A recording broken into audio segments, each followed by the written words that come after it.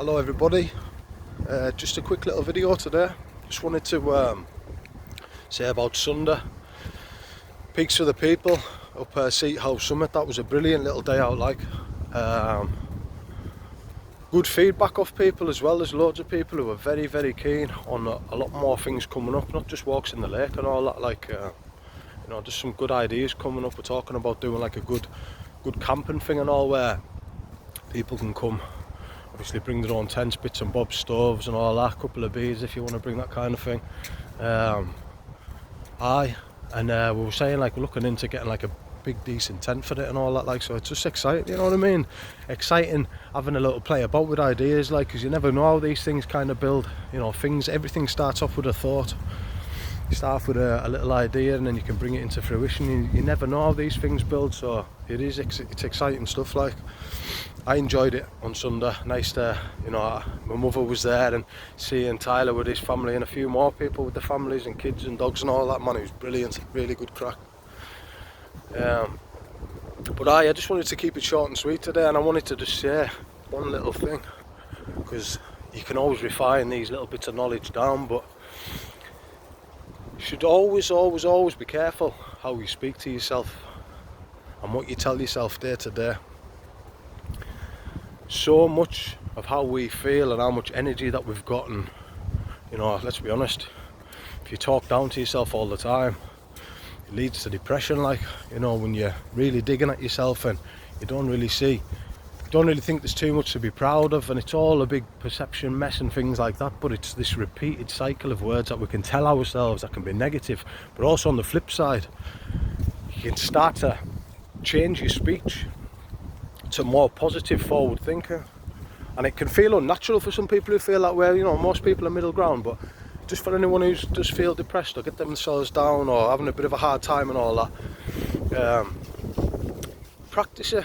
You need to start getting behind yourself a bit more. You need to start treating yourself with a bit more care, and it's very easy to kind of get stuck in these cycles of talking and all that. But words are very powerful, and they dictate how we feel. When you look at things like they call it spelling for a reason, spelling, because you're almost casting a spell when you speak. And you know what it's like with other people, you can drive them up full of encouragement and all that kind of thing. You can really pick them up and you can tell them things that motivate them and fill them full of energy. Same way that you can bring somebody down like that, just by words. Words are very powerful things. I know they used to say sticks and stones may break my bones, but names will never hurt me, but it's not the case. Like, we can be thick-skinned and we can tolerate it, don't get us wrong, and that's half of the practice, I think, learning how to shield yourself from it. But in terms of how we feel about ourselves, we can often neglect ourselves, and we can often be a bit harsh. So just be careful what kind of spells you're casting on yourself. At the end of the day, we're all here to live.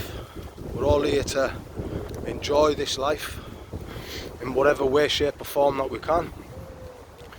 And I think that's half the magic about having good things in our life and good people, because it's through them that they'll start to reveal all the better things about ourselves, So yeah, treat yourself kindly, treat yourself well, call it self-love and all that, man. That was something I had to wrap my head around, like, because just sounds cheesy and corny, but the real basis of it is you're behind yourself, man. You appreciate what you're doing. We all have these 6 basic human needs, they say, and 2 of them are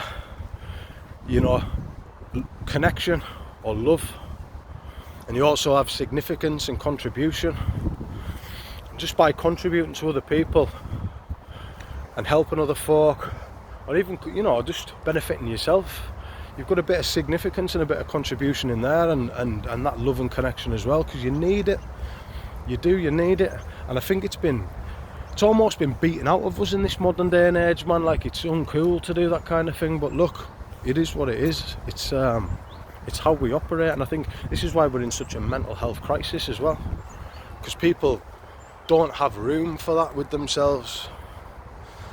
There was a good part in a book that I read once, 12 Rules of Life by Jordan Peterson, and they were saying, take care of yourself like you would take care of yourself like you would take care of someone else that you loved. And I thought that was a powerful thing, like, because, you know, he was saying in his book, he said, often if, you know, you've got an ill pet or the dog's sick or something like that, you'll make sure that they'll have all the medication every single day, but they said when it's you and you're ill, you've a hell of a higher chance of missing that medication and all that. And it's true.